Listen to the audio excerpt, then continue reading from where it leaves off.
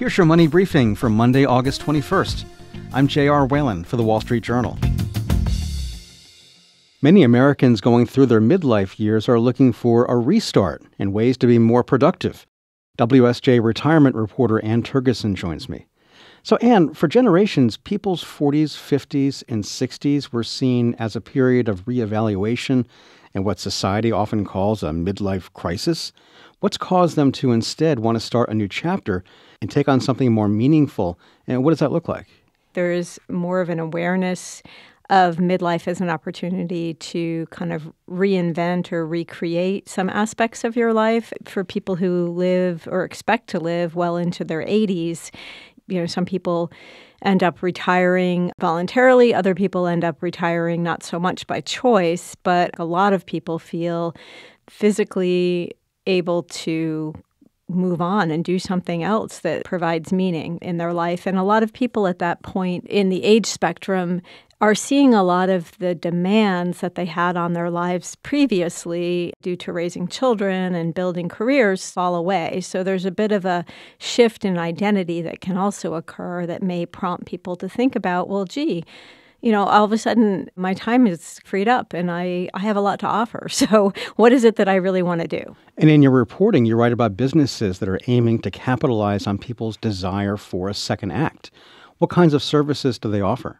There's a pretty wide range of these services. Some of them offer in-person kind of retreat type of experiences, in some cases combining that with elements of a luxury vacation, such as beachfront accommodations.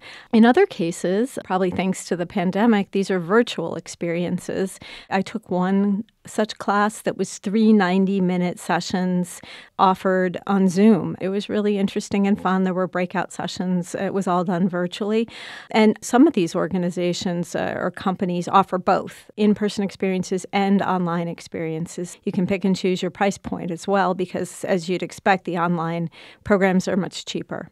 What kinds of topics did you discuss in the Zoom session you were in? There was a big emphasis on discussing the changes that people were going through. And for some people, they were voluntary. For some people, they were not.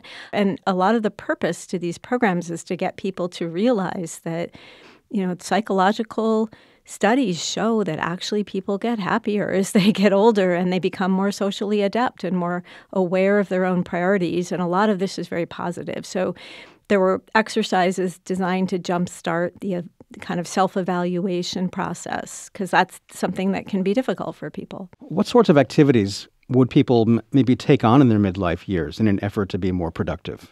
I'm not sure that productive is the key here. What people kind of want is something that's going to be very fulfilling for them as a person.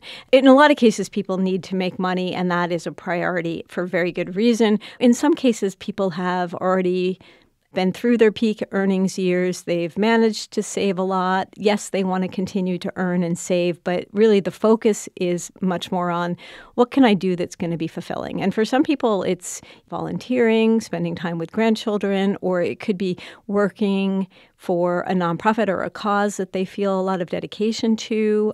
For some people, it's more of a focus on maybe academics and going back and studying something that they wanted to study when they were younger and never had the time. How popular are these programs and what do they cost? So the cost really ranges. The cheapest one that I encountered was that online one that I mentioned, and the cost was about $375 for 3 90-minute sessions. And then on the more expensive end, maybe $4,000 or $5,000 for a week at a beachfront community in Baja, Mexico. And I should point out that some of these programs also offer scholarships, so that if people cannot afford them, there may be a way to get some or all of the cost underwritten by the company. How can these programs, whether they're online or in person, put people in a better position for when their life actually does start to quiet down and they're getting ready to retire? The emphasis with these programs also is on the idea of transition planning. As you get older, it starts to dawn on you that some of the transitions that you're seeing, whether it be changes in your career, changes in your family life with the empty nest, more and more people are getting divorced after their children leave home at a stage of life where previous generations often didn't get divorced. We're seeing a lot more flux in that way. So these programs really try to help people better manage stressful transitions in their lives. That's Wall Street Journal retirement reporter Anne Tergesen. And that's it for your Money Briefing. Today's show is produced by Ariana Osperu with supervising producer Melanie Roy. I'm J.R. Whalen for the Wall Street Journal. We'll be back tomorrow morning. Thanks for listening.